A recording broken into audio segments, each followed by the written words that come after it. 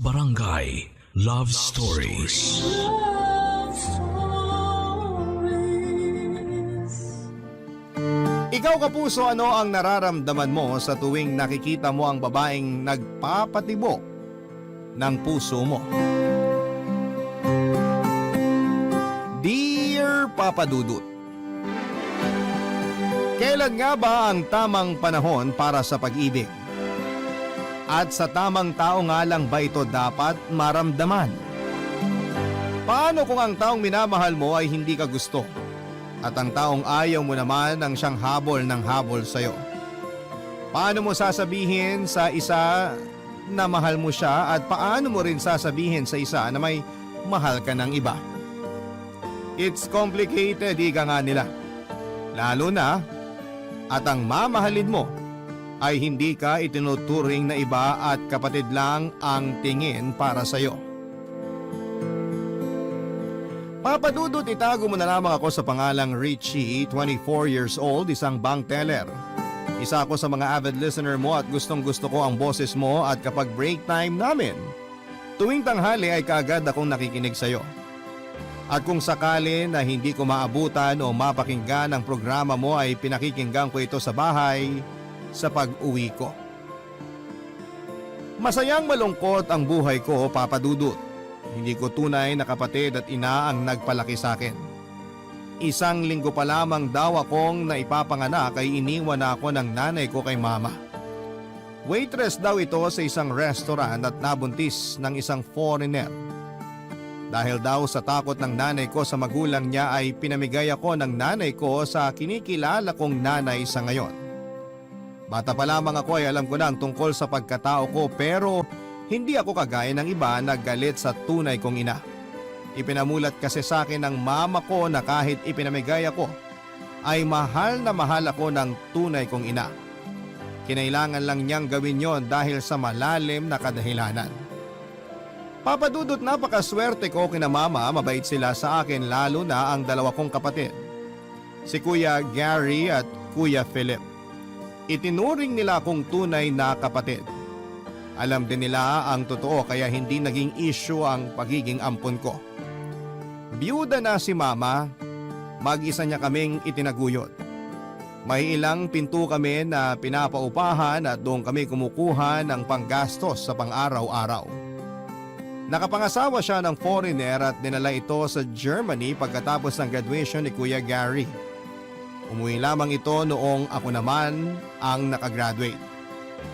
Maayos naman ang samahan namin ni na kuya at minsan nga lamang ay napipikon ako dahil sobrang higpit nilang dalawa pagdating sa akin, Papa Dudut.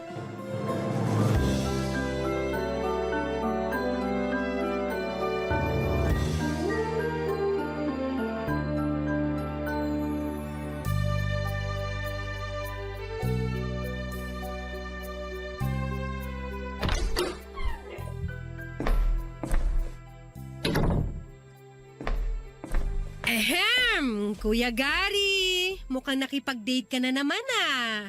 Hindi nagkayayaan lang kami magkakaibigan. Tsaka wala namang maganda sa opisina eh.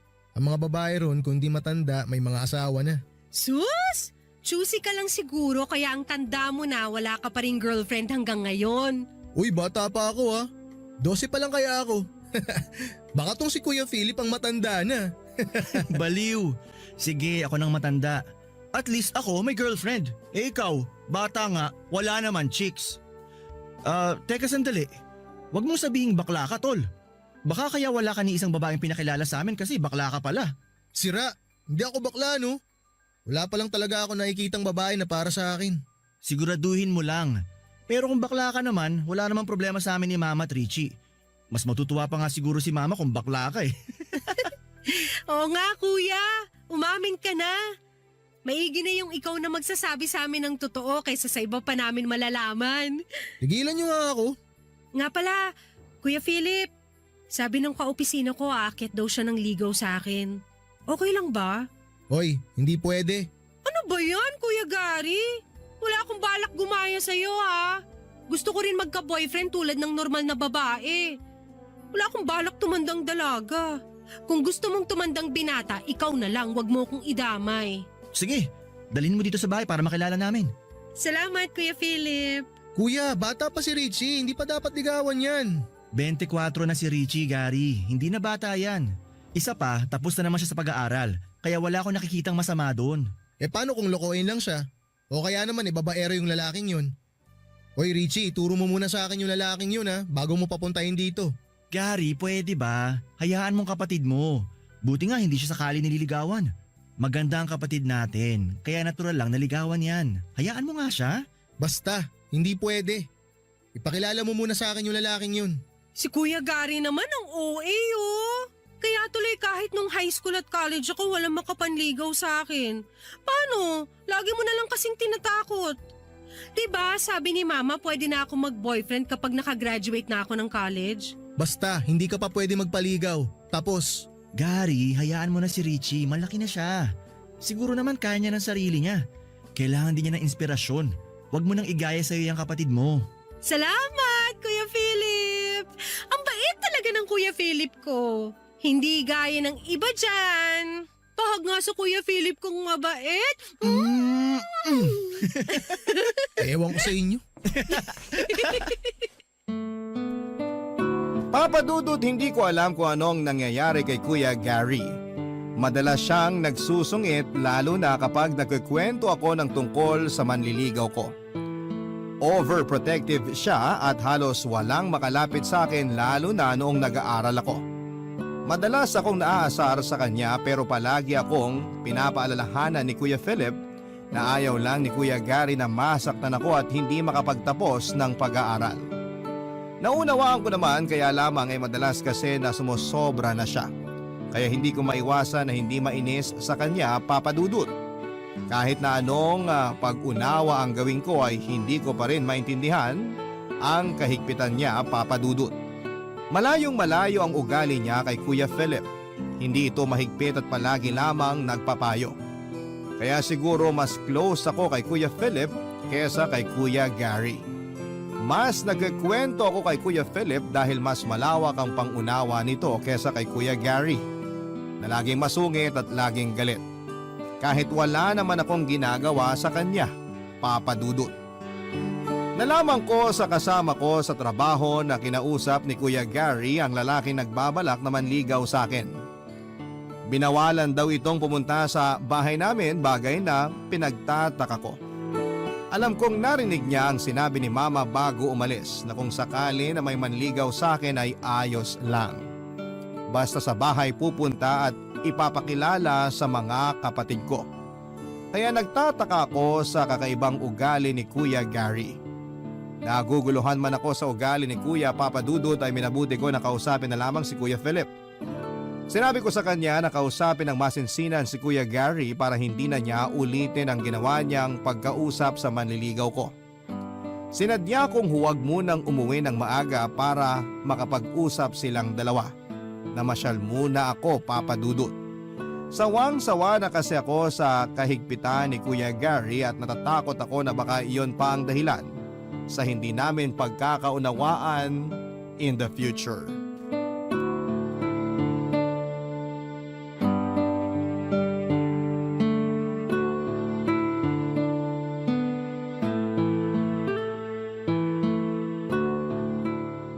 Kuya Philip, gabi na. Bakit wala pa si Richie? Dapat kanina pa siya nandito eh. Nagpaalam ba siya sa'yo? Oo, nagpaalam siya sa akin. Dadaan daw sila sa mall nung kasama niya sa trabaho. May bibilhin lang daw. Mamamasyal o makikipag-date? Tol, hayaan mo na yung kapatid natin. Malaki na yun, ano ka ba? Alam na nun ang ginagawa niya. Paano kung mapahamak siya? May magagawa ka ba? Kuya, alam mo naman na sa panahon ngayon delikado na ang lumabas-labas. Paano kung mapahamak siya? Kung makidnap siya? Huwag kang ang OA.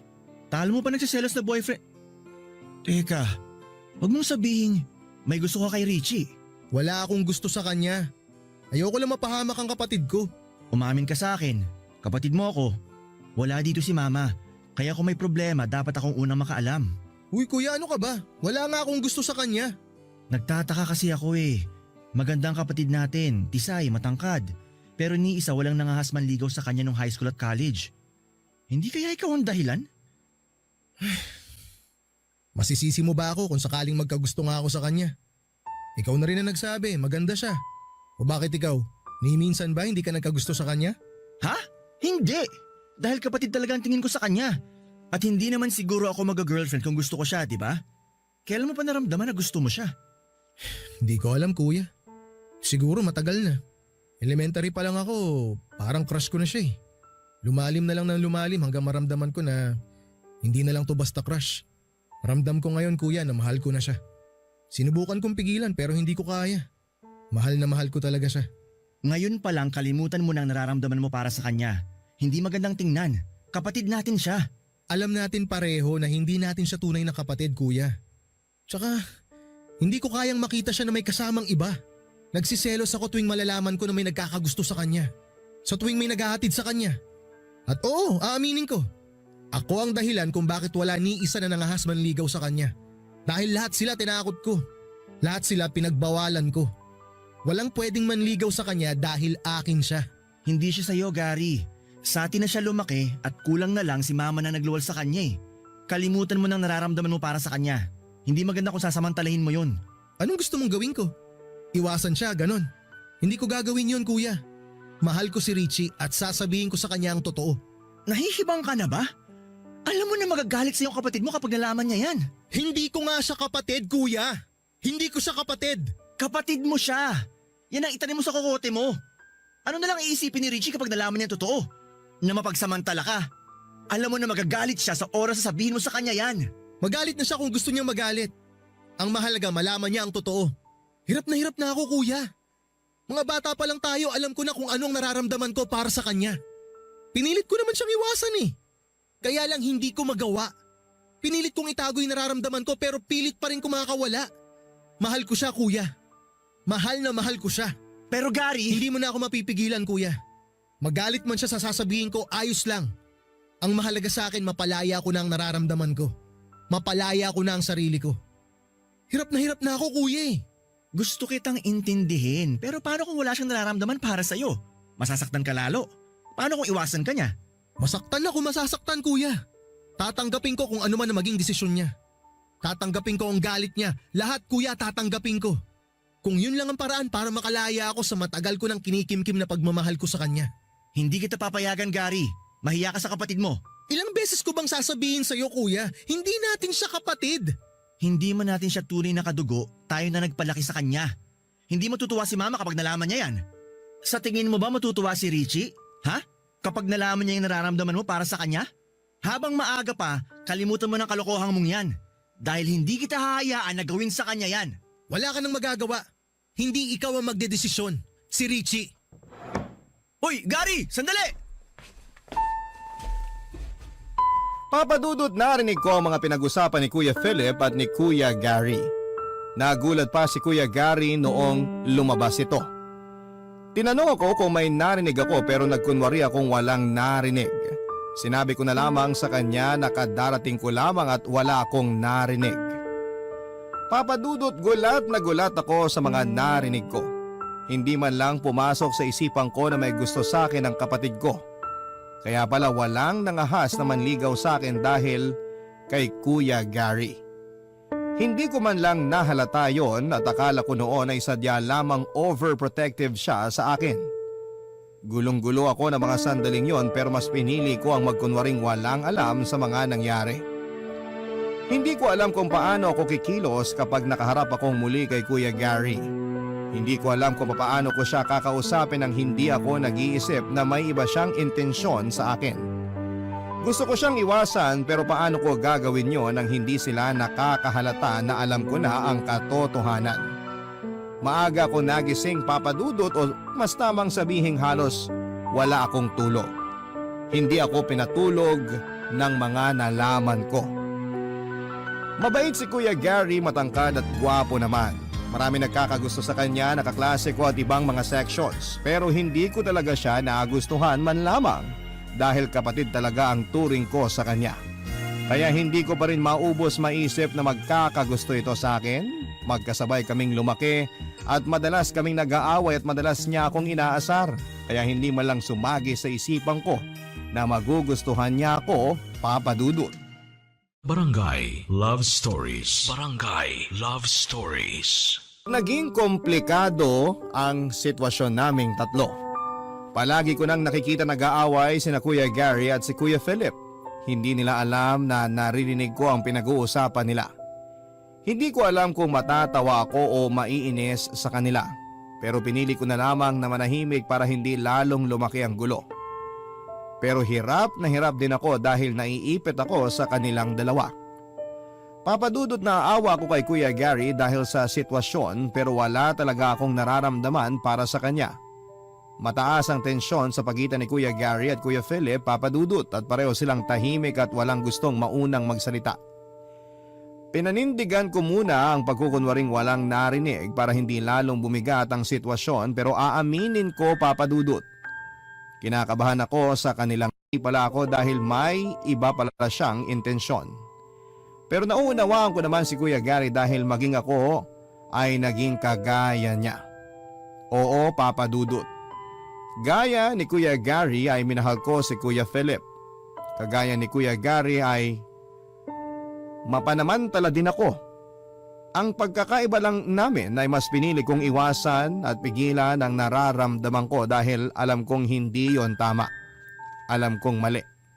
Pero gaya ni Kuya Gary ay makulit din ang puso ko. Palihim din ako nagmamahal kay Kuya Philip. Pero hindi na nila kailangan malaman ang tungkol sa bagay na yon para hindi na lalong maging komplikado ang lahat, Papadudot.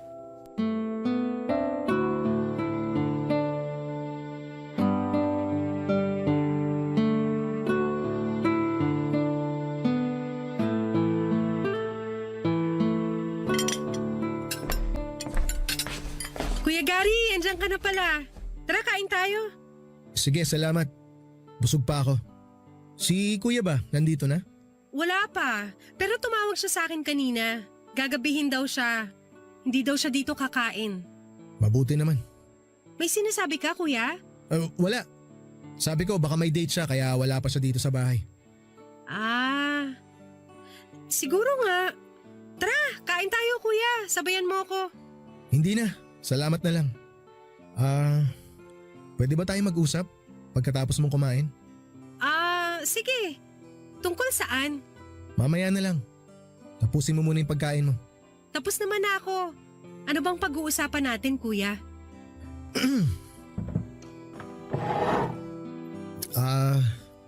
Kumusta ka sa trabaho mo? Okay naman, kuya. Minsan nakakapagod ang trabaho pero masaya naman ako. Ikaw, kuya, kumusta rin trabaho mo? Maaga ka yata umuwi ngayon. Wala ba kayong lakad ng mga barkada mo? Wala kaming lakad. Sinadya ko talagang umuwi ng maaga. Mabuti nga wala si kuya para magkausap tayo na maayos at walang istorbo. Naks, ang seryoso ng kuya ko ah. Ano bang napaka-importanteng pag-uusapan natin na hindi dapat malaman ni Kuya Philip? Baka mamaya magtampo yun at hindi natin siya sinali sa usapan. Hindi naman lahat ng pag-uusapan natin dapat alam niya eh. Kilala mo naman si kuya, di ba? Masyadong pakialamero yun. Sus! Hindi ka pa nasanay kay Kuya Philip. Ganon naman talaga yun. Hayaan mo na. Ganon talaga pagpanganay. Minsan kasi kuya makulit ka rin eh. Richie, ayoko na siyang pag-usapan. Tungkol sana sa atin ang gusto kong pag-usapan nating dalawa. Ang seryoso mo kuya ha. Kinakabahan ako. Pero sige, sabihin mo nang sasabihin mo. Basta kuya, wag mo lang ako utangan ha. Wala pa akong sweldo. Hindi ako uutang. Ang gusto kong sabihin sa'yo eh, Richie, mahal kita. Mahal din naman kita kuya eh. Kapatid kita kaya mahal kita. Mahal ko kayo ni Kuya Philip. Mahal kita hindi lang bilang kapatid. Mahal kita higit pa sa isang tunay na kapatid. Alam ko na hindi tama. Pinalaki tayo ni mama na hindi iba. Ipinamulat niya sa atin na kahit na hindi tayo tunay na magkadugo, dapat magturingan tayong magkakapatid. Pero anong gagawin ko? Hindi ko mapigilan ang nararamdaman ko eh. Pero kuya… Alam ko na magugulat ka kapag nalaman mo ang totoo. Pero gusto kong malaman mo na pinigilan ko naman ang nararamdaman ko para sa'yo eh. Pero hindi ko na kaya. Hirap na ako. Kuya, alam ko na masakit ang sasabihin ko pero Pero kapatid lang ang tingin ko sa'yo. Hindi kita gustong saktan pero yun lang ang nararamdaman ko para sa'yo eh. Hindi kita kayang mahalin ng higit pa ron. Dahil ba si Kuya Philip ang gusto mo? Richie, hindi ako bulag. Alam ko na gusto mo si Kuya. Gusto mo siya ng higit pa sa isang kapatid. Pero gaya ko, pinipigilan mo lang din ang sarili mo. Hindi totoo yan! Wala akong gusto kay Kuya Philip! Talaga? Hindi ako manhid, Richie. Bakit? Ano bang meron si Kuya Philip na wala ako? Ewan ko sa'yo! Wala naman pala tayong mahalagang pag-uusapan. Mabuti pa matulog na lang ako. Itulog mo na lang rin yan, Kuya Gary. Sige, mauna na ako sa'yo. Maaga pa ako bukas. Teka, Richie, sandali. Good night, Kuya. Papadudot pagkatapos ng pag-amin ni Kuya Gary sa nararamdaman niya sa akin ay pinilit kong umiwas sa kanya. Alam ko na alam niya ang dahilan. Pero sa halip na tumigil siya at kong ginagawa sa kanya at hindi ko na siya mayakap o mahalikan sa pisngi bago ako umalis. Nagaya ng nakasanayan ko ng ginagawa sa kanila ni Kuya Philip, Papadudot. Nagulo ang mundo ko sa ginawang pag-amin ni Kuya Gary sa akin. Ang daming nabuong sagot sa mga tanong ko. Kaya pala ganoon na lamang ang pagprotekta niya sa akin ni Kuya Gary, kaya pala sobrang higpit si Kuya Philip at mas mabait kumpara kay Kuya Gary. Easy go lucky kasi si Kuya Gary at parang walang balak magseryoso sa buhay. Samantalang si Kuya Philip naman ay seryoso at responsableng tao. Alam ko kung gaano kahirap ang nararamdaman ni Kuya Gary ngayon. Dahil pareho lang kami ng sitwasyon. Mahal ko si Kuya Philip pero hindi ako kasing tapang ni Kuya Gary na aminin ang katotohanan, Papadudot.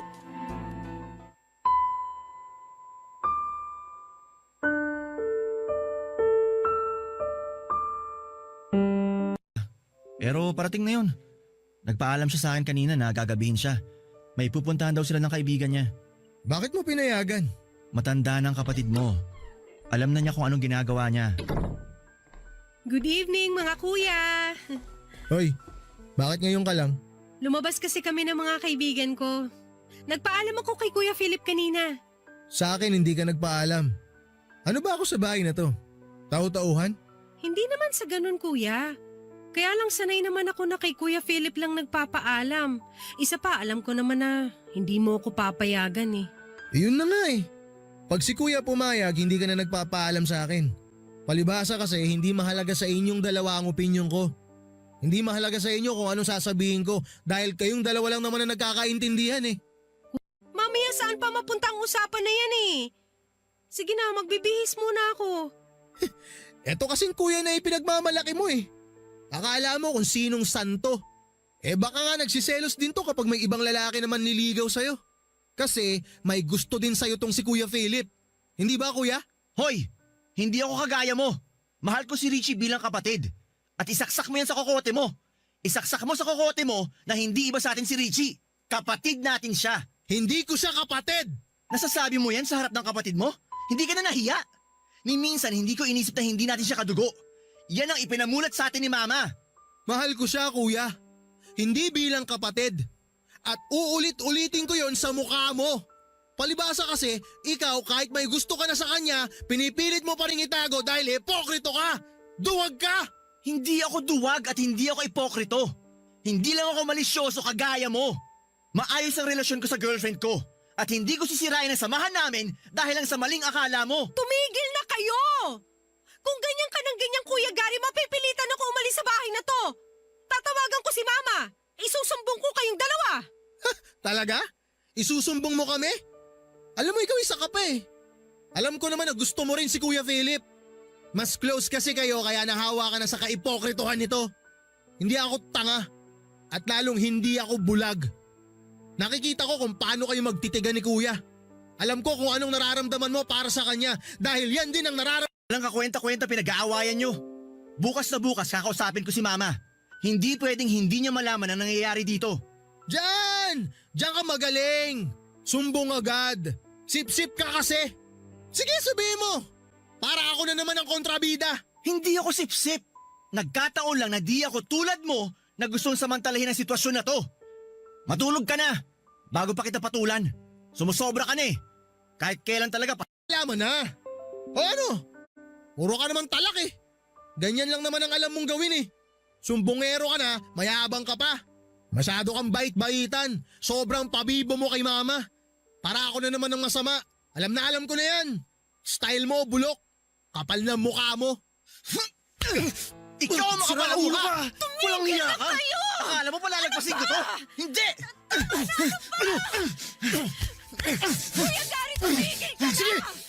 Kala mo hindi kita papatulan ha? Hindi po. Dalawa dahil sa akin. Hindi ko na alam ang gagawin ko. Tumawag ako kay mama para sabihin ang lahat at nag-alala si mama at gustong kausapin si Kuya Gary para pagalitan. Pero pinigilan ko siya at sinabi ko na lamang na mas maigi kong lilipat na lamang muna ako ng bahay para hindi lalong magkaproblema. Masakip na ang bahay namin para sa aming tatlo at hindi laging maiiwasan ang bangayan o away.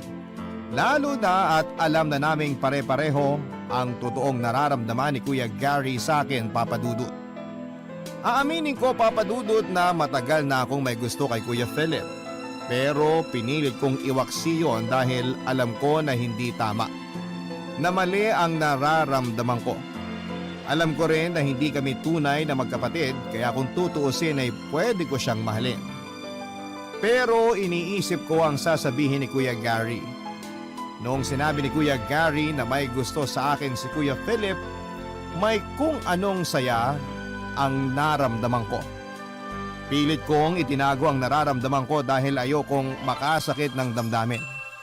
Gusto kong paniwalaan ang sinabi ni Kuya Gary na may gusto sa akin si Kuya Philip pero sa totoo lang ay wala akong nakikita o nararamdaman na nagkakagusto siya sa akin. Mas tamang sabihin na ako ang may gusto kay Kuya. At hindi si Kuya ang may gusto sa akin. Bagay na nararamdaman ko, Papa Dudut. Barangay Love Stories. Barangay Love Stories. Si Mama na umalis ako ng bahay. Bagkos ay nag-decide siya na ayusin na lamang niya ang papeles ko para sumunod ako sa kanya doon. Sinabi ko kay Kuya Philip ang lahat ng mga sinabi ko or sinabi ni Mama sa akin. At biniling ko din sa kanya na huwag sasabihin kay Kuya Gary dahil baka pagsimulan na naman ng awa yon. Nakakatawang nangyari sa amin, Papa Dudut, dahil para kaming boomerang. Gusto ako ni Kuya Gary pero hindi ko siya gusto. Gusto ko si Kuya Philip pero si Kuya naman may mahal ng iba. Sana si Kuya Gary na lamang din ang minahal ko para hindi na naging mahirap ang lahat. Alam ko naman na papayag si Mama kung sakali kaya nga lang ay wala talaga akong nararamdaman sa kanya. Papa Dudut, habang tumatagal ay lalong nagiging magulo ang sitwasyon naming tatlo. Si Kuya Gary madalas akong sinusundo sa trabaho. Bakod na bakod ako. Hindi ko naman magawang tumanggi dahil baka kung ano ang isipin niya. Hindi ko alam kung paano ako titigilan ni Kuya Gary kaya naisipan ko na ipakilala sa kanya ang katrabaho ko na nanliligaw sa akin. Nagkunwari akong sasagutin ko na ang katrabaho ko pero nagbanta si Kuya Gary. Papa Dudut, natatakot ako kay Kuya Gary kaya naman nagsumbong ako kay Kuya Philip. Pero sa ginawa kong pagsusumbong ay lalo lamang lumala ang away nilang dalawa. Hindi ko na alam kung ano ang gagawin ko kung dati ay kaya ko pa ang sarili ko. Ngayon ay nakakaramdam na ako ng takot sa Kuya Gary ko. Papa Dudut, hindi man sang-ayon si Mama at Kuya Philip sa gagawin ko, ay pinaliwanag ko sa kanila na kailangan kong umalis sa bahay dahil iba na ang sitwasyon. Naawa din naman ako kay Kuya Gary kaya nga lamang ay hindi ko talaga siya gusto. Kung halimbawa naman na si Kuya Philip ang nagkagusto sa akin ay hindi ko rin siguro sasagutin dahil hindi magandang tignan. Lumaki kami na magkakapatid at mamamatay kaming magkakapatid. Alam ko na ang nangyayari lamang na ito ay dahil sa malayo si Mama. Pero alam ko na malalampasan namin ang kaguluhang ito, Papa Dudut.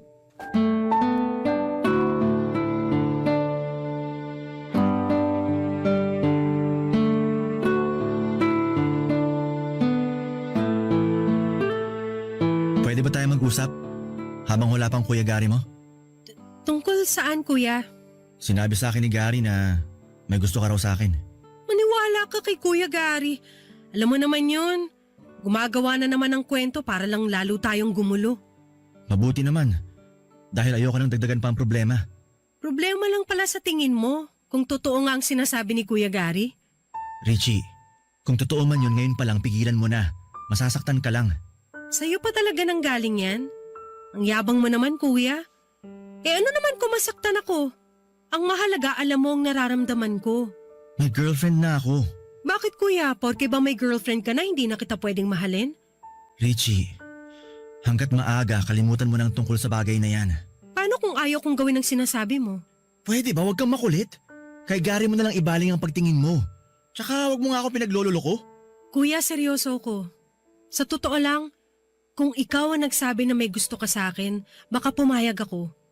Wala talaga akong nararamdaman para kay Kuya Gary eh. Pero Kuya Philip, kung ang inaalala mo isisirain ko ang relasyon yung dalawa ng girlfriend mo, hindi ko gagawin yun. Nagkausap na uli kami ni Mama. Alam na rin niya ang tungkol sa nararamdaman ko para sa'yo.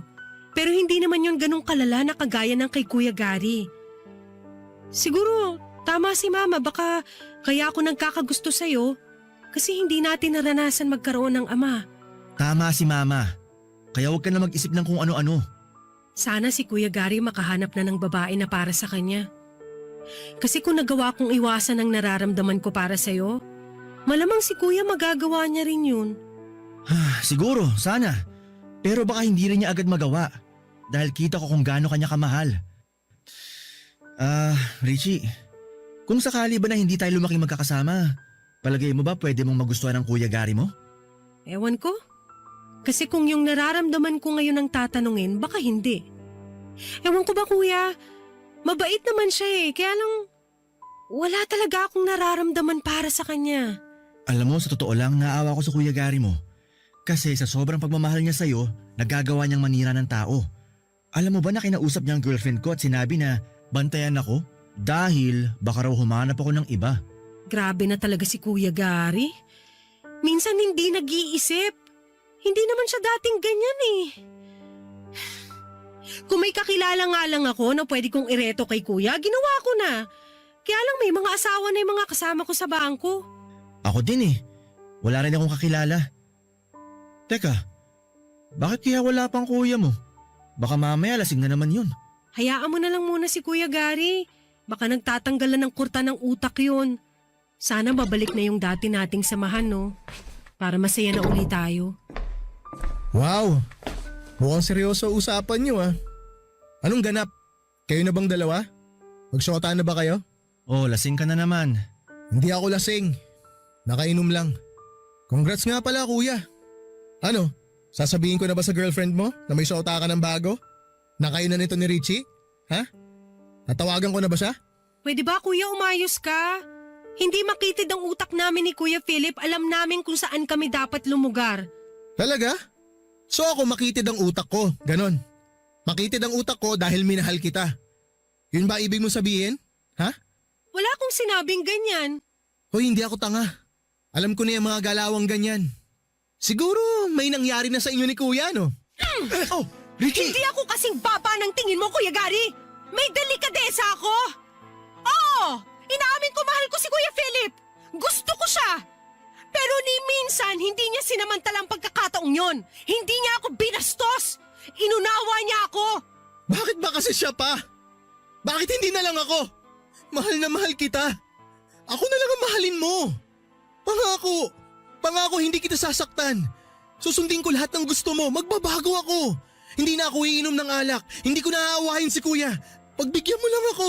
Gary, tama na. Mabuti pa magpahinga ka na. Bukas na lang kayo mag-usap ng kapatid mo. Hindi ko nga siya kapatid! Huwag ka nga makialam dito! Palibhasa kasi hindi ikaw ang nasa katayuan ko kaya ganyan ka na lang magsalita. Mahal ko si Richie, mahirap bang intindihin yon? Richie, parang awa mo na. Mahal na mahal kita. Bitawan mo nga yung kamay ko, Kuya Gary. Mahal kita, bigyan mo naman ako ng pagkakataon na ipakita yun sa'yo. Bigyan mo ako ng pagkakataon na ipakita ko kung gaano kita kamahal. Sige naman na, Richie. Please. Kuya, pwede ba? tigilan mo nga ako! Ilang beses ko bang sasabihin sa'yo na wala akong nararamdaman para sa'yo? Magpahinga ka na. Lasing ka lang eh. Sige na kuya, bukas na tayo mag-usap. Halika na! Ihatid na kita sa kwarto mo. Bukas na kayo mag-usap ni Richie. Kuya, tulungan mo naman ako. Mahal ko talaga si Richie. Kuya, sabihin mo naman sa kanya. Sabihin mo sa kanya para maniwala siya. Tulungan mo naman ako, kuya. Halika na sabi eh. Lumakad ka. Halika na. Kuya. Kuya, mahal ko si Richie, kuya. Kuya. Papadudot dahil sa mga nangyari ay nag-decide akong lumipat ng bahay pansamantala. Lumipat ako sa isa sa mga bakanting bahay na paupahan ni Mama. Nasa isang compound din kami, ayaw kasing pumayag ni Mama na malayo ako sa mga kapatid ko. Gusto niya na mababantayan pa rin ako ng mga kapatid ko. Ang pagkakaiba nga lamang ay wala kami sa iisang bubong. Hindi na ako maiilang sa tuwing uuwi si Kuya Gary. Makakakilos ako ng maayos na walang inaalalang tao. Kahit na hindi ko gusto na umalis sa bahay ay ginawa ko pa rin. Dahil alam ko na yon lamang ang paraan para makaiwas ako kay Kuya Gary. Papadudot palagi pa rin nakabantay sa akin si Kuya Gary. Natatakot man ako sa kanya ay hindi ako nagpapahalata. Madalas kong kausap si Kuya Philip at alam ko na lalong ikakagalit ni Kuya Gary kapag nalaman niya na nag-uusap kami ni Kuya Philip. Pero natatakot na ako kay Kuya Gary, Papadudot. At si Kuya Philip lang ang alam kong pwede kong takbuhan. Kahit na inamin ko sa kanya na mahal ko siya ay hindi niya yon sinamantala. Nakita ko na tunay na kapatid lang ang turing niya sa akin, Papadudot. Matagal kong pinaglabanan ang nararamdaman ko kay Kuya Philip. At napagtagumpayan ko yon. Maayos man ang pamilyang napuntahan ko, ay may mga pagkakataon na hindi ko pa rin maalis sa isipan ko ang tunay kong nanay. Kahit na sabihing masaya naman ako sa buhay ko ngayon ay parang may kulang. Parang bigla ko naisip kung ano kaya ang itsura ng nanay ko. Kung nasaan na siya. Kung ilan na ang kapatid ko. Ang daming tanong na biglang pumasok sa isipan ko tungkol sa tunay kong pagkatao.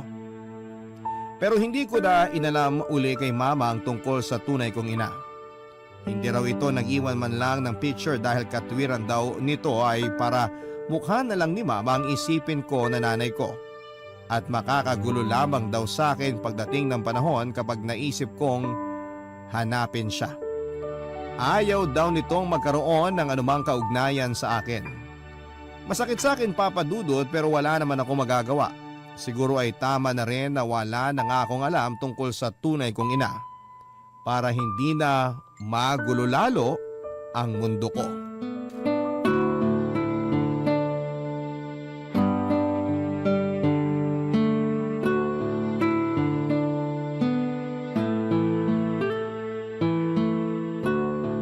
Kuya, nakausap ko na si Mama. Mukhang mapapabilis ang pag-alis ko. Gusto ko nga sana makausap si Kuya Gary ng maayos. Kailan daw ang alis mo? Baka bago magpasko wala na ako rito. Sigurado malulungkot ang Kuya Gary mo. Alam mo, sa totoo lang, naawa ko sa kapatid natin na yun eh. Ako rin kuya, naawa din naman ako sa kanya. Kaya lang, wala talaga akong nararamdaman para sa kanya. Ayoko naman mas masaktan siya sa pambabaliwala ko sa nararamdaman ko sa kanya. Gabi-gabi ko ngang pinagdadasal na sana maging maayos na si kuya. Kaya nga eh. Mabuti pa siguro ayayin natin ng kuya mo na mag-outing. Matagal na nating di nagagawa yun eh. Magbakasyon tayo. Yung tayong tatlo lang. Tapos mag-usap tayo ng maayos. Yung hindi nagbabangayan. Gusto ko yan kuya. Teka, asa ba si Kuya Gary? Huwag mo sabihing nagiinom na naman. Hindi na maganda yan. Nasa kwarto, nagmumukmok. Kinausap kasi namin siya ni Mama, nag-video call kagabi. Anong sabi ni kuya? Naniwala ba? Siguro kasi maayos naman ang paliwanag ni Mama. Biniro pa nga siya eh. Hahanapan daw siya ni Mama ng foreigner doon. Yung blonde daw, kaso ayaw. Ipinipilit talaga na ikaw ang gusto eh. Sabihin mo nga sa akin, ano ba pinakain mo doon? Eh ang pangit mo naman. Ano kaya nagustuhan ng kuya mo sa'yo, no? Maganda ako, no? Mas maganda pa nga ako sa girlfriend mo eh. Hoy, mas maganda girlfriend ko sa'yo. Kuya Gary mo lang naman na nagagandahan sa'yo eh. Oy, hindi ah! Madaming gustong manligaw sa akin, natatakot lang sa inyo ni Kuya Gary. Ay, teka kuya. Mabuti pa kulitin natin si Kuya Gary gaya ng dati. Ano, game? Sige, tara. 1, 2, 3! 3! Sige, kilitin mo yan! Hanggang sino katawa? Tama na, nakikiliti na ako. Ano ba kayo? Kuya, ganyanan ha? Aba, namamalo ka pa ng una na. Oh, yan ang sayo. Ang aga nyo naman mangulit kasi. Nananahimik yung tao rito eh. Namiss ka kasi namin. Masyado ka kasing seryoso nitong mga nakarang araw. Kaya napagkasunduan namin ni Richie na bulabugin ka. Napag-usapan nga rin namin na maganda siguro kung magbakasyon tayong tatlo. Ano sa tingin mo? Saan naman tayo pupunta? Mag-beach tayo! O kaya, akit tayo sa bundok! Tara sa bundok. Isisigaw natin doon ang mga tampo natin sa buhay. Kuya, Bunso, pasensya na kayo ha. Alam ko na hindi maganda yung inasal ko kaya pasensya na talaga kayo. Siguro nga tama si Mama. Baka nadala lang ako ng emosyon ko. Ayoko rin naman na masira yung pagiging magkakapatid nating tatlo dahil lang sa kalokohan ko. Aaminin ko, hindi ko ganun kadaling makakalimutan ang nararamdaman ko para kay Bunso. Pero pipilitin kong kalimutan. Isa pa, kung kami naman talaga nakatakda, gagawa naman ng paraan ng tadhana para maging kami talaga. Sa ngayon, susubukan kong ibaling sa ibang nararamdaman ko. Salamat naman kung ganun. Ang mahalaga, magkasundo tayong tatlo. At lagi nating isipin na hindi man si Mamang nagluwal kay Bunso, kapatid natin siya. At mamahalin natin siya at poprotektahan. Salamat mga kuya ko. Pero, pwede ba huwag kayo masyadong mahigpit, ha? Ayoko kasing tumandang dalaga. So paano yan? Hindi pwede na ako mag-boyfriend. Pwede bang wag muna? Doon ka na lang mag-boyfriend sa Germany. Baka mawala pa ako sa wisyo eh. Isa pa, hayaan mo na sunduin pa rin kita sa trabaho gaya ng dati. Ha? Pangako, hindi na ako magsasalita o gagawa ng hindi maganda. Gusto ko lang makasiguro na ligtas ka. Oo nga naman, Bunso. Hayaan mo na ang kuya mo na sunduin ka pa rin niya. Sige na nga. Total naman malapit na akong umalis kaya sasamantalin ko ng araw na magkakasama tayo. Alam niyo mga kuya, mamimiss ko kayo. Ikaw din naman. Mamimiss ka namin. Oo nga eh. Mamimiss namin yung sunog na sinaing. Ang sunog na itlog, hotdog at isdang prito na durug-durug. Tama. Ang sasama niyo. Kasalanan niyo yan. Hindi niyo ako tinuruan eh. Tapos magrereklamo kayo. Sus, hindi tinuruan. Ang sabihin mo, tamad ka lang talaga. Ah, talaga ha? Kuya Philip, attack! Attack! Ulit niyo naman eh.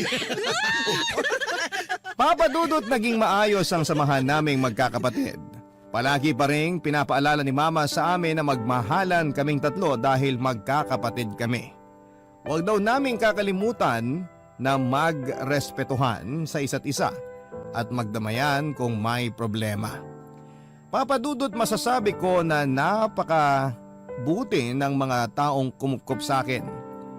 Nagkaroon man kami ng matinding problema, sa bandang huli ay kami rin ang lumutas at nagdamayan. Papa Dudut, nandito na ako ngayon sa Germany. May boyfriend na rin po ako. Si Kuya Philip naman ay nagpakasal na rin sa girlfriend niya at nagkaanak sila. Nagbabalak din silang bumisita dito sa amin ni Mama at si Kuya Gary naman ay may asawa na rin. Kaklase ko noong college ang napangasawa niya.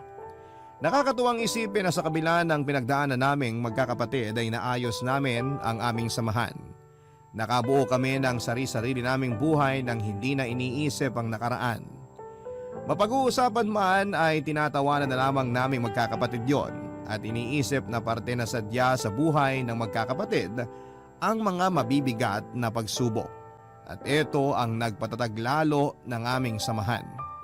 Papa Dudut, hindi ko na rin po hinanap ang tunay kong ina at hindi ko na inalam ang mga bagay tungkol sa kanya. Alam ko na kahit sabihin sa akin ni Mama na ayos lang na hanapin ko siya ay masasaktan pa rin siya. Alam ko na may bahagi sa pagkatao ko na kulang dahil sa pinagmulan ko. Pero napupuna naman yon ni na mama at ng dalawa kong kuya na mabait. Hahayaan ko na lamang na ang panahon ang gumawa ng paraan para magkita kami ng tunay kong ina.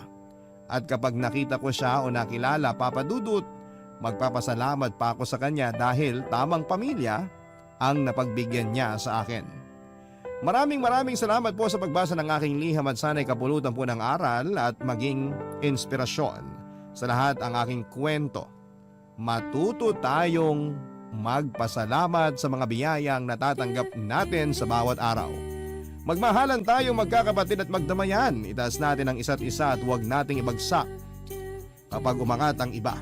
Lagi nating tatandaan na pamilya lang natin ang matatakbuhan natin sa oras na binabayo tayo ng matinding problema.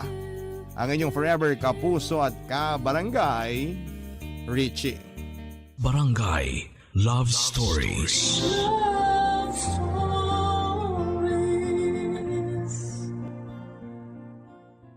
Barangay LS 97.1. 97.1.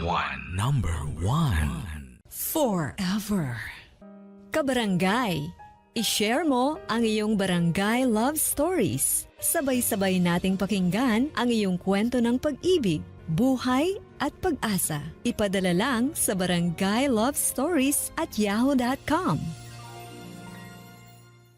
Ang mga kwento ng pag-ibig, kwento ng buhay at kwento ng pag-asa dito sa Barangay Love Stories. Love Stories.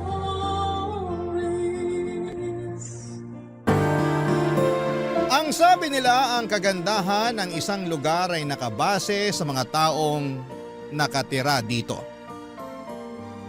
Pero minsan ay hindi lahat ng nakatira sa isang lugar ay puro buhay. May pagkakataon na ang isang lugar ay pinamumugaran din ng mga kaluluwang minsan ding nabuhay sa lugar na yon. Ikaw kabarangay, anong lugar ang pinapaniwalaan mong puno ng kababalaghan? Dear Papa Dudut, La Union ang isa sa mga travel destination na gusto kong mapuntahan. At nabisita ko ang lugar na yon noong 2019. Hinding-hindi ko makakalimutan ang experience kong yon sa La Union dahil yon ang unang pagkakataon na nakaramdam ako ng kababalaghan. Tawagin niyo na lamang po ako sa pangalang Aldred. Nagtatrabaho ako bilang computer technician sa isang ospital sa Makati. Matagal ko na talagang gustong puntahan ang La Union. Pero dahil sa busy na schedule namin sa trabaho ay natagalan bago ko ito nabisita. Kaya naman noong nasakto ang undas sa long weekend ay ginamit na namin ang opportunity na yon para magbakasyon sa LU. Kasama ang kaibigan kong si Jim ay plinano namin ang long weekend trip namin sa San Juan, La Union.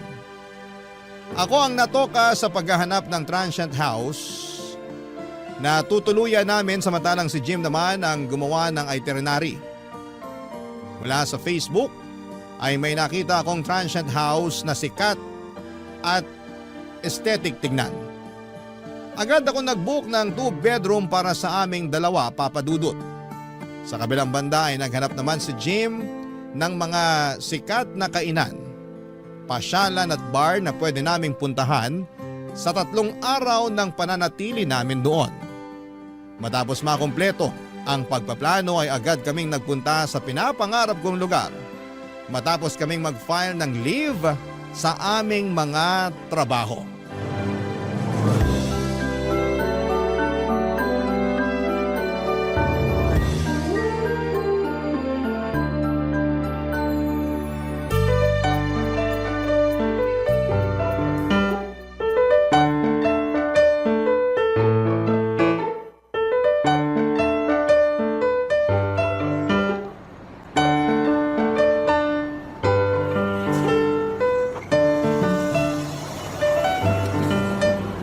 Anong sabi ni Aldred?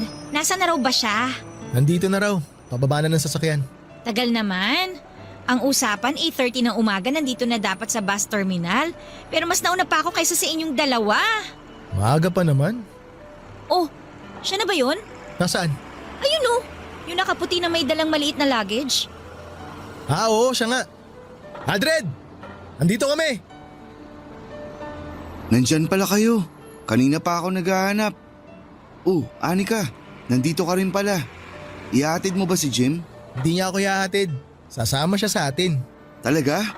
Oo, nung nalaman ko pupunta kayo ng LU, nag-leave din kagad ako sa trabaho. Mabuti nga pinayagan ako kahit na last minute yung abiso ko. Nice! Mas marami, mas masaya. Excited na nga ako Last month, dun din galing yung mga katrabaho ko. Nakakaingit nga kasi hindi ako nakasama. Kaya nga talagang sinabi ko rito kay Jim na sasama ako sa inyo ano man ang mangyari. Ayoko nga sana kasi for the boys lang dapat tong lakad natin na to. Kaso mapilit tong si Anika Anong gusto mo? Ikaw lang magsaya. Di pwede yun, no? Maganda nga yun Kasi at least may kahati na tayo sa gastos. Ay nako, kahit sa akin na yung accommodation kung gusto nyo. Ay teka, may nahanap ka na bang matutuluyan natin doon? Oo, nakapag-book na ako. Maganda yung lugar. Sakto kasi 2-bedroom yung nakuha ko. Kaya may kanya-kanya tayong privacy. Alam ko namang sinadya mo yun. Para kung sakaling may makilala kang babae, dun mo iuuwi. Loko, ayaw lang kitang makatabi sa pagtulog. Kasi malakas kang humilik. Asus! Palusot pa. Ano pang ginagawa natin? Bili na tayo ng tiket. Nakabili na kami. Nung nakita naming maraming tao kanina, pumila na kagad kami habang inaantay ka namin. Oh, ticket mo. Salamat. Anong oras naman tayo aalis? Alas 10 yung susunod na trip. Nagkaubusan na raw yung pang alas 9 biyahe. Mukhang maraming magbabakasyon ngayon. Mukha nga. Long weekend din kasi. Sakto, may 30 minutes pa tayo. Ano, breakfast muna kaya tayo? Wala pa akong kain mula kagabi. May kainan ba rito? Sa tingin ko walang kainan na malapit dito Mag-order ka na lang online. Hindi ka nagsabi. Dumaan kami kanina sa fast food bago nagpunta rito. Di sana nakapag-takeout kami para sa'yo. Nahuli ako ng gising Baka hindi na makahabol kapag online pa ako nag-order. Bibili na lang ako ng biskwit. Ay, wait lang. May burger pala ako rito sa bag. Hindi ko nakain kanina kaya tinake out ko na lang. Oh, sa'yo na lang to. Salamat. Kumakalam na talaga si Ngura ako Oh, habang kumakain ka dyan, hanapin na kaya natin yung bus natin para may sakay na yung mga gamit. Oh, ayan na yung bus natin. Nasa likod mo. Ah, ito ba yun? Oo, yan yun. 82158 yung bus number. Ah, okay. Nasaan kaya yung konduktor nito? Pwede na kayang sumakay? Excited ka naman masyado. Mamaya pa naman alis niyan Talagang excited na ako. Kagabi pa ako ready umalis Maganda yung itinerary na ginawa ko, tol. Gumawa ka pa talaga ng itinerary? Puro inuman lang din naman ang pupuntahan nyo doon. Siyempre, dapat nakaschedule para masubukan natin lahat ng bar dun.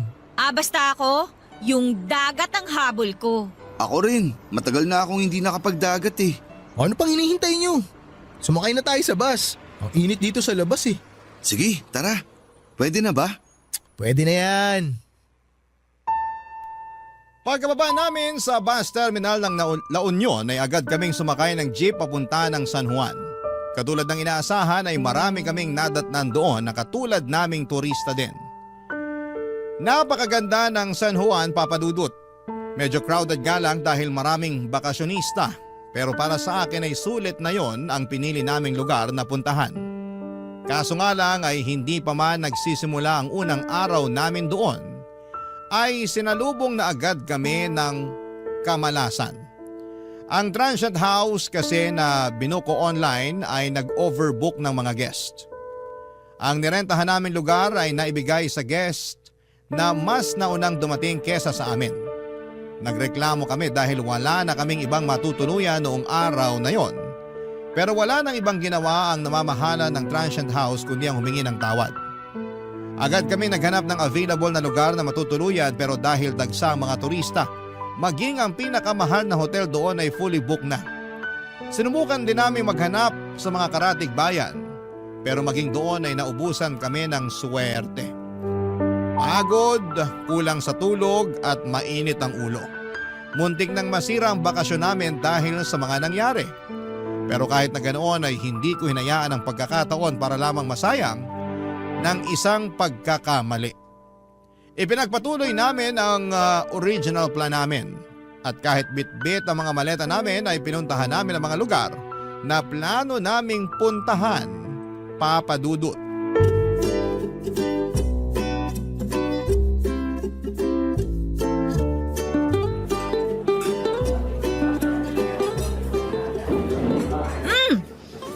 fairness ha, medyo mahal pero masarap tong kape nila dito ha. Isa to sa mga resto na talagang dinadayo dito sa La Union. Nagbasa ako ng mga comments sa pagkain nila rito. Marami ang good reviews sa page nila. Hindi siya matamis pero hindi rin naman masyadong mapait. Sakto lang yung lasa. Nako, sure ako, magugustuhan to ng mga coffee lover. May isa pa dito na masarap din ang kape. Check ko mamaya sa listahan ko. Uy, Aldred, ang tahimik mo naman dyan. Nagche-check ako ng matutuluyan. Baka may available na. Dapat pala dinala ko na lang yung sasakyan ko para kahit papaano pwede tayo matulog doon kung sakali. Ay, kasalanan to nung may-ari ng transient house eh. Bakit kasi nag-overbook sila ng customer? Nakakainis nga eh. Pasensya na talaga ha. Ako pa naman ang nakatoka sa accommodation. Hindi mo naman kasalanan eh. Pero kung ako lang ang masusunod, maglalatag na ako rin sa lobby. Bahala na maabala yung may-ari. Nakakatawa yun. Sana nga ganun na lang ang ginawa natin. Diba? Kasalanan naman yun ng may-ari eh. Di magdusa sila. Ma'am, sir, order niyo po. Smoked bangus, stuffed squid, garlic butter soup po, tsaka 3 rice. Order complete po? Opo, kumpleto na. Thank you po, kuya. Welcome po. Kung may order pa po kayo, tawagin niyo lang ako. Salamat po. Bango! Enjoy your meal po. Kuya, sandali lang. Yes, sir? Baka naman may iba ka pang alam na hotel dito or transient house na pwedeng mag-walk-in. Yung binook kasi naming transient, hindi pala na-reserve. Wala tuloy kaming matutuluyan ngayon. Dito po sa tapat, sir, may paupahan dyan. Na-check niyo na po ba? Nalibot na namin yung buong lugar dito eh. Punuan na talaga. Ah, ganun po. Nagbabaka sakali lang ako na baka may alam ka pang nakatago dyan na available. Kahit boarding house na kung meron. May alam po ako pero medyo malayo siya rito. Ayun, may alam daw si kuya. Okay lang tol kahit malayo. Ang mahalaga may matutulugan tayo ngayong gabi. Isang sakay lang naman po ng jeep tapos tricycle. Tabing dagat din po pero malayo siya rito sa mga kainan. Medyo paliblib na yung lugar. Basta may maayos na CR, okay na ako doon. Gusto ko na nga rin talagang maligo eh. May kontak ka ba nung may-ari para matawagan na namin? Baka kasi maunahan na naman kami. Huwag po kayo mag-alala. Ako po yung caretaker doon. Bakante pa yung lugar. Talaga? Nice! Kami na kukuha nun. Sige po. Tatawagan ko na lang po yung kapatid ko para malinis niya yung lugar. Anong pangalan ng place para ma-search ko sa map? Wala po siya sa online maps eh. Pero kung maantay niyo ako, pwede ko po kayong samahan mamayang break ko kung gusto niyo.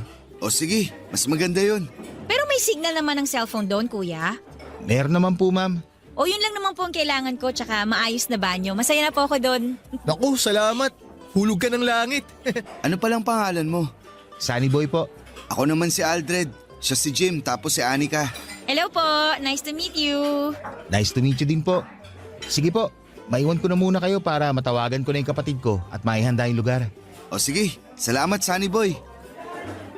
Oh my gosh! Sa wakas, may place na tayo! Mabuti na lang naisip kong tanungin si Kuya. Oo nga, buti na tanong mo si kuya. Inaantok na rin ako eh. Gusto ko sanang umidlip bago manood ng sunset mamaya. Ako, kanina ko pag gustong maligo sa dagat. Ako gutom na ako. Kumain na tayo. Mukhang masarap tong pusit na to ah.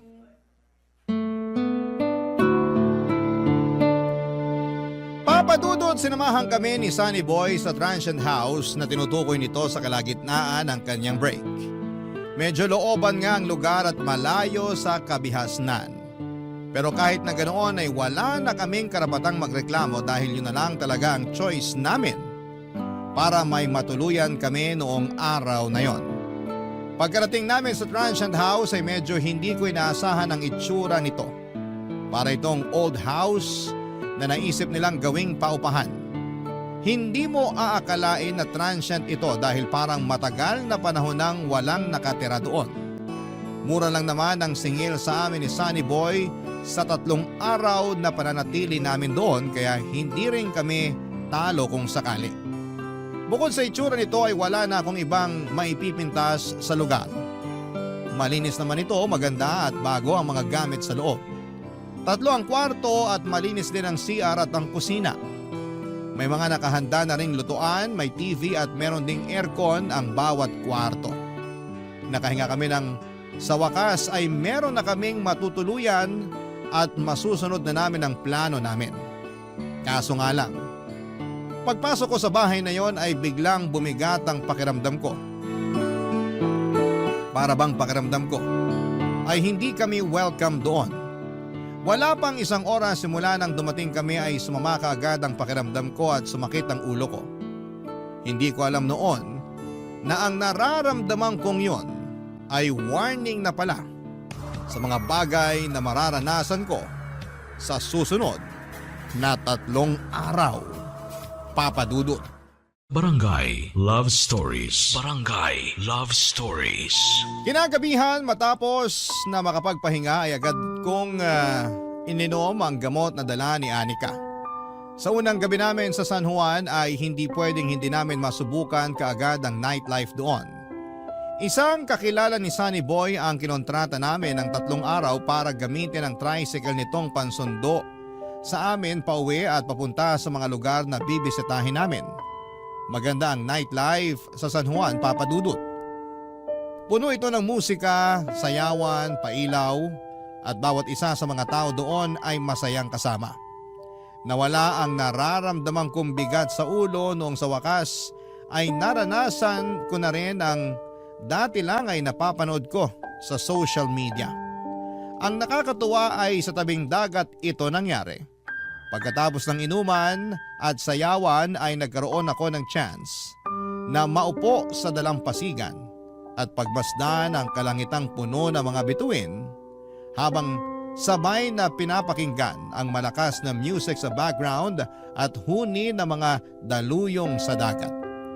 Dahil hindi nga maganda ang pakiramdam ko ng gabing yon, ay mas maaga akong umuwi kesa kina Jim at Anika na nooy nag-e-enjoy pa sa pagsayaw at pag-inom. Kinonta ko ang tricycle driver para magpasundo pa uwi sa transient house namin. Tahimik ng lugar na mga oras na yon. Pagkarating sa transient ay agad akong binalot ng panlalamig. Muling nanumbalik ang bigat na nararamdaman ko, pati na rin ang sakit ng aking ulo. Dahil nakainom ay agad akong dumiretso sa kwarto ko para magpahinga. Ilang oras lang ang lumipas ay nabulabog ako sa mga malalakas na yabag sa labas ng kwarto ko. Naisip ko na baka sina Jim at Anika lamang yon na kakauwi lang galing sa gimikan kaya hindi ko ito pinansin. Maya-maya ay malakas na sunod-sunod na katok ang narinig ko mula sa labas ng pinto ng kwarto. Agad akong bumangon para buksan ito, Papa Dudut, pero sinalubong ako ng katahimikan. Lumabas ako para kumuha ng maiinom sa kusina at saka nagpunta sa kwarto nila Jim at Anika para sana humingi ulit ng gamot. Pero nung tingnan ko ang kwarto nila ay walang tao doon. Mag-isa lamang pala ako sa transient house ng mga oras na yon. At kung kanino galing ang mga yabag at katok na narinig ko ay hindi ko na alam, Papa Dudut.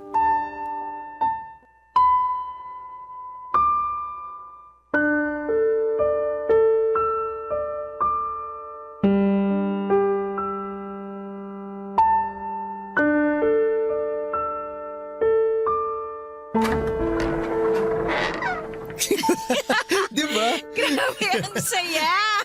Oh, Aldred, ang aga mo nagising ah. Kauuwi nyo lang? Oo, doon kami natulog sa tabing dagat. Paano? Literal na dun kayo sa buhangin natulog? Hindi. May nakilala kasi kaming grupo ng mga BPO employee na nagbabakasyon din. Jumoin kami sa kanila tapos doon na rin kami natulog kasi may dala silang mga tent. Ang saya nga eh, sayang hindi mo sila nakilala. Magkikita-kita ulit kami mamayang gabi. Hindi na kasi namin makontak si Manong driver kagabi.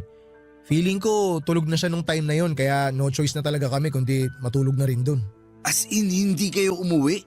Hindi, kakauwi lang namin since kagabi. Bakit? Akala ko umuwi kayo saglit tapos lumabas din agad. Bakit naman kami uuwi tapos aalis din? Hindi ko alam. Kagabi kasi, habang natutulog ako, may mga yabag ako narinig sa labas ng kwarto ko. Akala ko kayo yun. Hindi kami yun. Uy, Aldred, huwag mo nga akong tinatakot ng ganyan. Baka naman si Sunny Boy lang yun. Ano namang gagawin ni Sunny Boy dito ng ganung oras? Aba malay ko. Tapos eto pa, May kumatok din sa kwarto ko. Malakas na katok na para bang nagmamadali. Tapos nung bumangon ako, wala namang tao. Sinek ko yung kwarto nyo. Wala din kayo. Kaya akala ko umuwi kayo tapos umalis din. My gosh, bigla akong tinayuan ng balahibo. Uy, wag ka naman nananakot dyan. Seryoso ako. Alam ko kung ano yung narinig ko. Baka naman nananaginip ka lang. Hindi na nga ako nakatulog simula nun eh. Nagluto na lang ako ng maaga tsaka inantay ko kayo na makauwi. Baka naman si Sunny Boy ngayon. Baka chinecheck lang niya tayo. Oo nga. Di ba dyan lang siya nakatira sa malapit? Hindi naman siguro yun mambubulabog ng ganong oras. Tsaka may trabaho yun sa umaga. Kaya sure akong maaga yun natutulog. Lasing ka lang kaya kung ano-ano naririnig mo. Kumain na nga tayo. Ano ba yung niluto mo? Niluto ko na lang yung dala kong instant noodles. Tsaka yung greenosity nating itlog. Halina kayo, kumain na kayo. Mauna na kayong kumain. Maliligo muna ako. Baho ko na eh. Sige, maligo ka na muna. Ipagtatabi na lang kita. Maupo ka na dyan, Jim. Tol, so ano namang ginawa mo rito kagabi? Nag-uwi ka ng babae, no? Natulog nga lang ako kagabi. Masama pakiramdam ko eh. Tsaka lasing na rin ako kaya wala na akong oras mambabae. Sus! Ako lang naman kausap mo kaya aminin mo na. May kasama kang babae kaya yun yung mga ingay na narinig mo kagabi. Hindi mo lang maalala kasi lasing na lasing ka na. Kahit itanong mo pa kay kuya na naghatid sa akin, wala akong dinalang babae rito. Anong kahit itanong sa kanya, siya nga yung nagkwento sa akin nun. Ano? Sinabi niyang may kasama akong babae kagabi? Oo! Nakwento niya sa akin kanina habang nasa biyahe kami ni Anika pa uwi dito. Sabi niya nung ibinaba ka raw niya, may babaeng nag-aantay sa may pinto. Gagi! Wala nga akong kasama kagabi. Mag-isa lang ako rito. Tol, kinuwento niya lang yung nakita niya. Huwag ka na kasing magsinungaling. Ako rin naman eh. Kung hindi ko lang kasama si Anika, mag-uuwi talaga ako ng babae rito. Wala talaga, tol. Mag-isa lang akong umuwi kagabi. O sige na, mag-isa ka na kung mag-isa ka.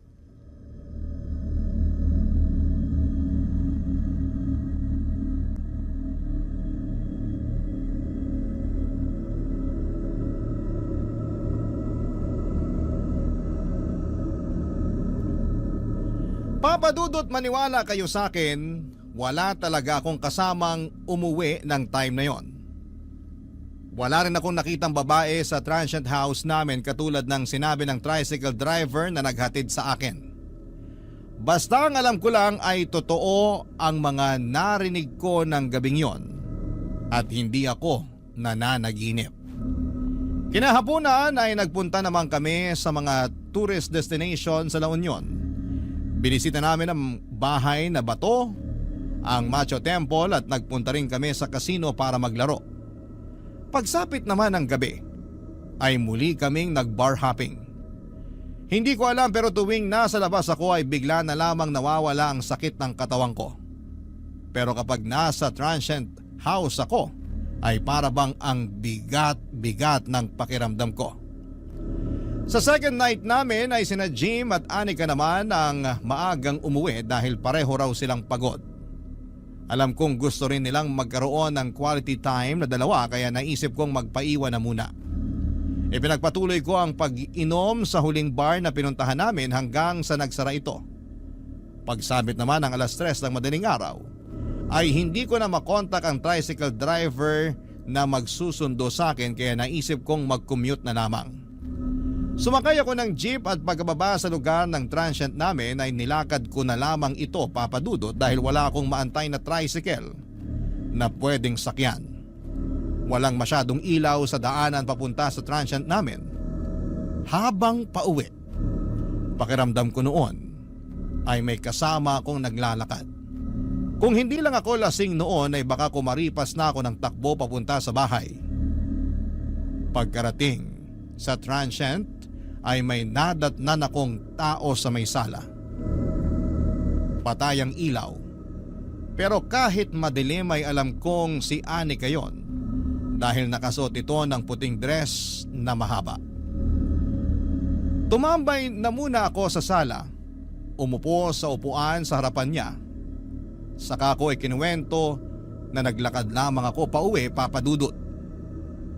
Pero hindi niya ako sinasagot.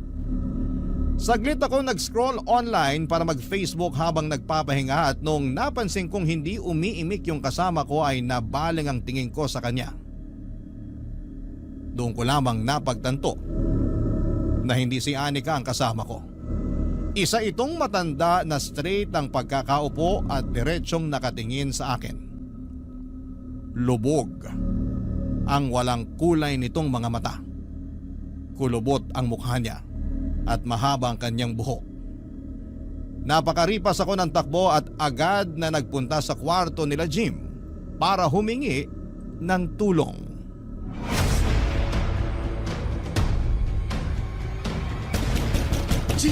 Jim! Gumising kayo dyan! Balagbag naman Ako kung sa sala. makakatok. Aldred! Nauuwi mo lang ba? Bumangon ka dyan! May matanda sa sala! Matanda? Anong matanda pinagsasabi mo? May nakita akong matanda sa sala! Bakit ba ayaw niyong bumangon dyan? Teka nga babe, bubuksan ko lang yung pinto. Ang ingay mo naman, Aldred. Ano bang meron? Asan yung matanda sinasabi mo? Halika, samahan niyo ako. Nandun siya sa sala. Anong matanda? Okay ka lang ba? Ba't naman magkakaroon ng matanda rito? Asan ulit? Sa sala? Halika, samahan niyo ako. Natatakot akong bumalik dun mag-isa eh. Ay nako, sige.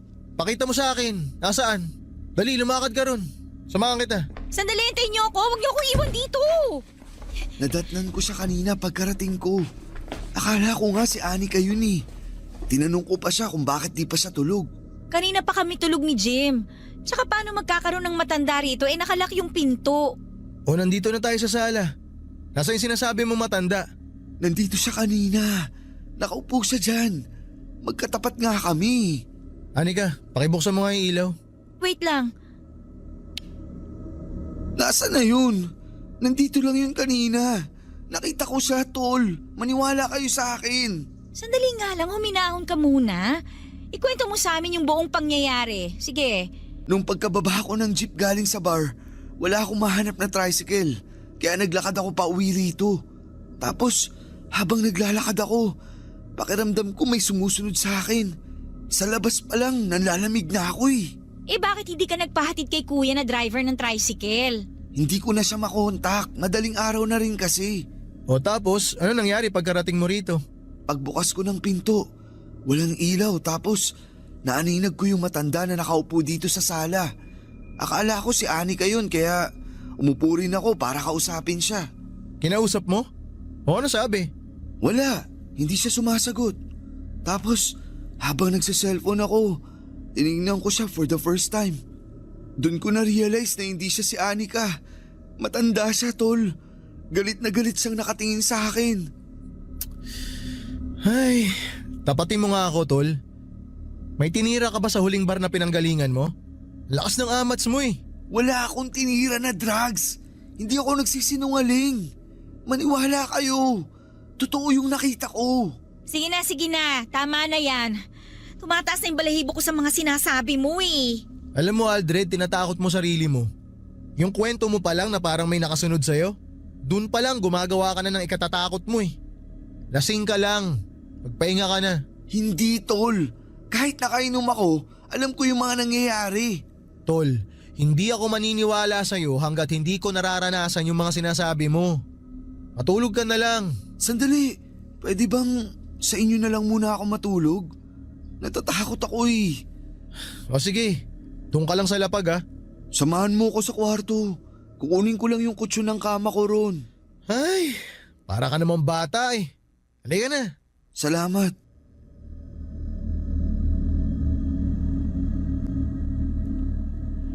Papadudot kahit nakainom, pagod at kahit kasama ang mga kaibigan ay hindi pa rin ako nakatulog ng gabing yon.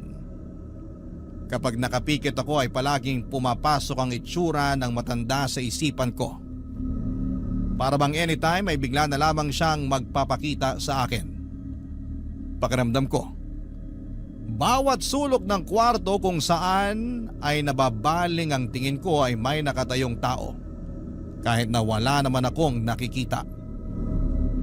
Pagsapit ng umaga ay saka lang ako nakatulog. Kaso nga lang ay ilang oras pagkatapos noon ay bigla akong nagkaroon ng masamang panaginip. Nagising ako na hinihingal at pawis na pawis kahit nakabukas naman ang aircon.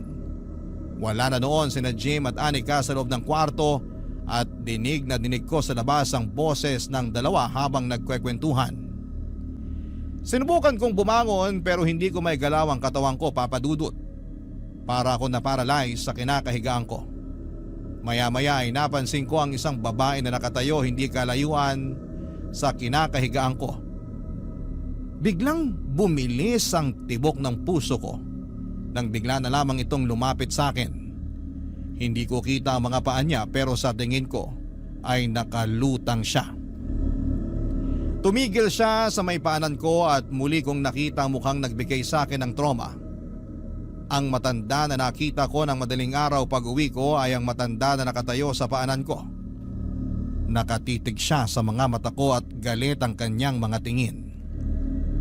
Gusto kong sumigaw pero walang boses na lumalabas sa bibig ko. Pinilit kong igalaw ang mga kamay ko pero parang wala talaga akong kontrol sa katawan ko ng time na yon. Ang ginawa ko ay pumikit na lamang ako saka nag-usal ng panalangin. Maya-maya ay biglang gumaan ang pakiramdam ko, Papa Dudut. Pagbukas ko ng aking mga mata ay wala na ang matanda. Nakakagalaw na rin ako at mabilis akong bumangon at hinanap ang mga kaibigan ko. Agad ako nag-ayos ng gamit ko at inaya sina Jim at Anika na maghanap na lamang ng ibang matutuluyan. Barangay Love Stories. Barangay Love Stories. Papa Dudut, sinabihan akong OA ni Jim dahil masyado ko raw pinapalaki yung masamang panaginip ko. Para sa akin ay hindi panaginip ang mga nangyari. Totoo ang mga nakita ko at 2 beses na nagparamdam sa akin ang matandang yon. Pero dahil malapit na rin namang matapos ang bakasyon namin, ay hindi na pumayag sina Anika at Jim na lumipat ng matutuluyan. Total ay uuwi na rin kami at hindi na kami umalis pa sa transient na yon hanggang sa matapos ang bakasyon namin. Wala akong ginawa noon kundi ang bumuntod sa 2 kong kaibigan kahit saan sila magpunta. Ayoko noong maiwang mag-isa dahil baka bigla na namang magpakita sa akin ang matanda. Simula kasi noong may nagparamdam sa akin ay para bang lagi nang mayroong elementong nakabuntot sa akin. Lagi akong tinatayuan ng balahibo. Kahit na nasa labas kami at napapalibutan ng maraming tao ay para bang laging may nakatingin sa akin. Nanlalamig ang buong katawan ko at laging mabigat sa pakiramdam yon. Sa huling gabi namin sa San Juan ay nag-request sina Jim at Anika na mamamasyal silang 2 na hindi ko na kailangan pang sumama. Gusto raw nilang magkaroon ng moment bilang magkasintahan. Ayoko sanang pumayag dahil ayokong maiwang mag-isa sa transient pero pagod na rin ako noon at masama na rin ang pakiramdam ko. Noong iniwan nila ako ay tumambay lamang ako sa labas ng transient at doon ko hinintay ang pag-uwi ng mga kasama ko. Doon ay nadatnang ko si Sunny Boy na magtitirik sana ng kandila sa harap ng transient, Papa Dudut.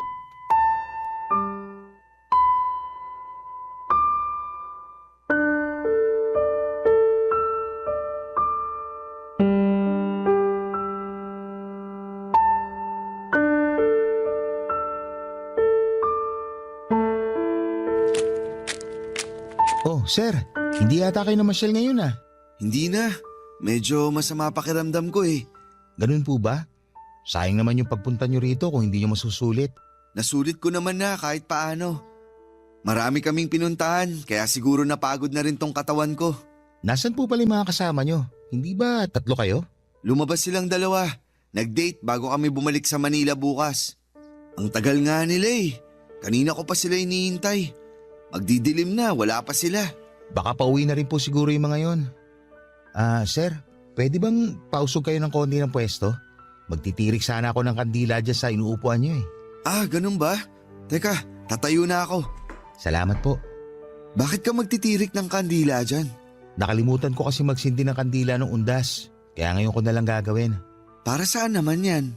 Nakasanayan na kasi namin dito na magtirik ng kandila sa labas ng bahay pagkatapos bumisita sa sementeryo. Kanina lang ako nakabisita doon kaya ngayon lang din ako magsisindi ng kandila. Talaga? May ganun pala? Akala ko kasi sa sementeryo lang ipinagtitirik ng kandila yung mga namayapa na. Sa pagkakaalam ko po, may mga nagsisindi ng kandila sa labas ng bahay nila kasi naniniwala sila na tuwing undas, dumadalaw daw yung mga yumao sa dati nilang tahanan. Yung kandila raw nagsisilbing liwanag nila sa kabilang buhay. Ah, ganun pala yun. Para kanino naman yung kandilang sinisindihan mo? Para kay Lola Saling. Siya yung dating may-ari nitong bahay na tinutuluyan nyo bago nila naisipang gawing paupahan to. So tama nga ako na dating bahay to. Opo, bahay to ng matanda. Matanda? Hindi kaya siya yung nagpaparamdam sa akin? Ano pong ibig nyo sabihin na nagpaparamdam? 2 beses na siyang nagpapakita sa akin eh. Unang pasok ko pa lang sa bahay na to. Mabigat na talaga pakiramdam ko. Kaya pala… Paano nagpakita? Nagparamdam sa iyo mismo si Lola Saling? Oo, ganun na nga. Nakwento ko na to sa mga kasama ko, pero hindi sila naniwala. Lasing kasi ako nung una siyang nagpakita sa akin. Saan? Dito mismo sa transient? Oo, dun sa sala. Akala ko nga yung kasama naming babae yung nadatnan ko. Sinamahan ko pa nga siya Tapos late ko na na-realize na hindi si Anika yung kasama ko, kundi isang matanda. Tapos kahapon naman, nagpakita siya habang natutulog ako. Nakatayo siya sa paanan ko. Nakatitig sa akin. Galit na galit. Ano itsura niya? Maliit na mahaba ang buhok. Kulubot ang muka at malaki ang mga mata. Mukhang totoo nga yata yung mga sinasabi nila na nagmumulto nga rito si Lola Saling. Ibig mong sabihin, hindi lang ako ang nakaranas nun? Dati na talaga nila sinasabi na may multo sa bahay na to. May isang tanod noon ang nakapansin na may babaeng nakatayo dito sa tapat ng transient. Dito mismo sa kinatatayuan natin. Tapos nung nakaraang taon, may reklamo din yung mga tumuloy dito na marami daw silang naririnig na kalabog sa kalagitnaan ng gabi. Bigla tuloy akong kinilabutan. So, totoo nga yung mga nakita ko? Hindi ko lang guni-guni yun tulad nung sinasabi sa akin ng mga kasama ko? Hindi ko alam kasi hindi ko pa naman naranasan yung mga nakukwento sa akin. Pero hindi ikaw ang una nagsabi sa akin yan na nagpaparamdam nga si Lola Saling sa bahay na to. Pakiramdam ko nga, parang nandito siya ngayon Pero mabait naman si Lola Saling. Noong nabubuhay pa siya, isa ako sa mga tinulungan niya para makapag-aral. Kahit na, hindi na dapat siya nandito kasi matagal na siyang patay. Maganda siguro na magdasal na lang tayo para sa ikapapayapan ng kaluluwa niya. Mabuti pa nga. Lola Saling, kung nandito ka man ngayon, sana wag mo naman pong gambalain yung mga nandito sa bahay. Opo, aalis na rin naman po kami bukas Pasensya na po kung naabala namin kayo. Mababait po sila kaya wag po kayo mag-alala. Oo nga po. Sir, magdasal na lang po kayo kapag nagparamdam siya ulit. Paano po yan? Maiwan ko na po kayo. Teka, saan ka pupunta? Uuwi na po ako. May gagawin pa ako sa bahay. Sandali. Pwede bang dito ka muna? Pasama muna ako habang wala pa yung mga kaibigan ko. Natatakot talaga ako Ganun po ba? O sige, dito na lang muna ako.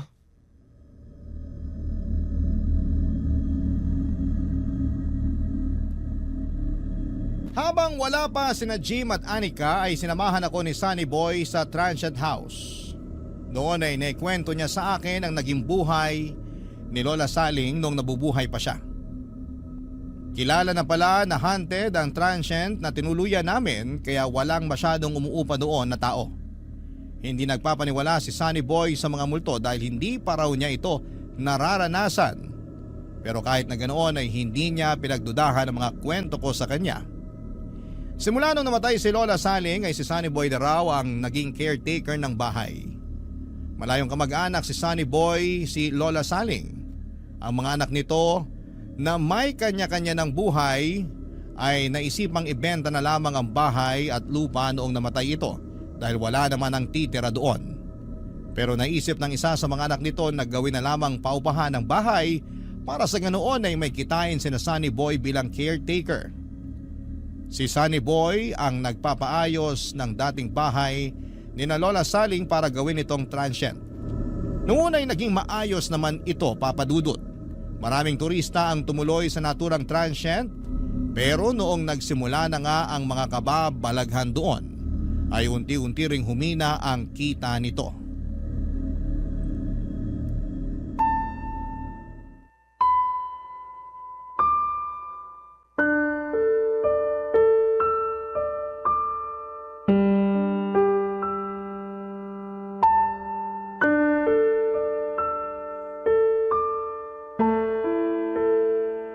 Dating teacher si Lola Saling kaya medyo may pagkamasungit siya, saka istrikta. Pero sa amin mabait siya. Kami na yung tinuring niyang anak simula nung nagsialisa ng mga anak niya. Ilan ba ang anak ni Lola? 4 silang lahat. Yung 2 nakatira na sa abroad. Yung 2 naman nasa Maynila. Siya na lang mag-isang naiwan dito noon. Yung asawa niya? Maagang nabiyuda si Lola Saling. Bata pa lang daw yung mga anak niya noon nung naaksidente ang asawa niya sa daan. Ang totoo niyan, itong transient na to ang unang naipundar nila mag-asawa. Kaya alam ko kung gaano kahalaga ang bahay na to para kay Lola Saling. Noon ngang nalaman kong plano nilang ibenta tong bahay na to, nalungkot ako eh. Mabuti na lang, naisipan nila tong gawing transient. Pero medyo luma na rin kasi tong bahay. Nasabi mo 'di ba na wala nang masyadong umuupa rito? Oo, medyo matumal nga. Malayo din kasi ito sa sentro eh. Minsan, yung mga nagiging customer namin yung mga wala na talaga matuluyan katulad ninyo. Pero sa tingin mo, bakit naman kaya nagpaparamdam si Lola Saling sa mga tao? Hindi kaya may gusto siyang ipaiwatig? Hindi ko alam. Hindi rin naman kasi siya nagpaparamdam sa akin eh. Ni anong klaseng kababalaghan, wala akong naramdaman sa pamamahay na to. Baka naman ayaw niyang gawing paupahan tong bahay niya. Sabi mo, mahalaga tong bahay na to para sa kanya eh. Baka ayaw niyang may ibang tao siyang nakikita rito. Naisip ko na rin yan. Noong nabubuhay nga siya, galit na galit siya sa mga turista eh. Bakit naman? Kasi nung araw, dyan sa may bukana ng barangay namin, dyan sa may pasukan, may nagtayo ng inuman. Parang bar? Oo. Sumisikip na kasi noon yung nightlife dito sa San Juan. Kaya isa-isa nagsulputan yung mga bar. Dahil sa bar na naipatayo malapit dito, dumami ang mga tao, ang mga turista. Galit na galit noon si Lola Saling. Bakit naman siya nagalit? Paano naman kasi matutulog yung matanda kung gabi-gabi siyang binubulabog ng ingay ng mga taong dumadaan galing sa galaan?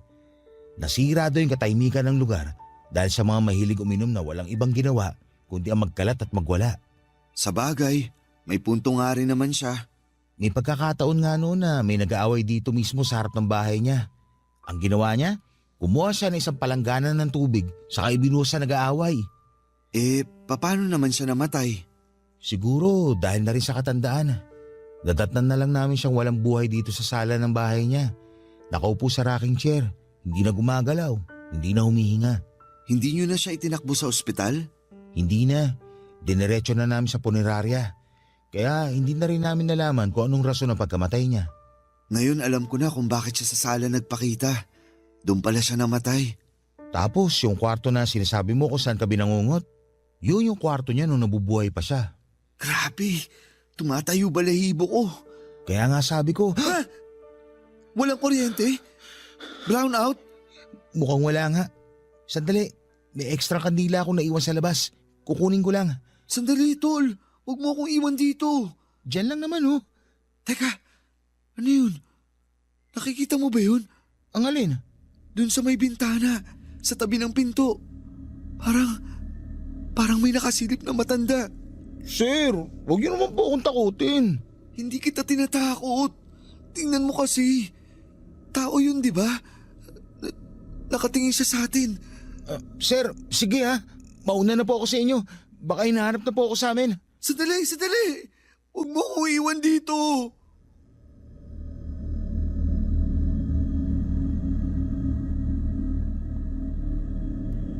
Papadudot, bago kami bumalik sa Maynila ay nagtirik kami ng kandila sa transient para kay Lola Saling. Nanalangin din kami para sa kanyang kaluluwa at humingi ng tawad sa panggagambala sa tahanan niya.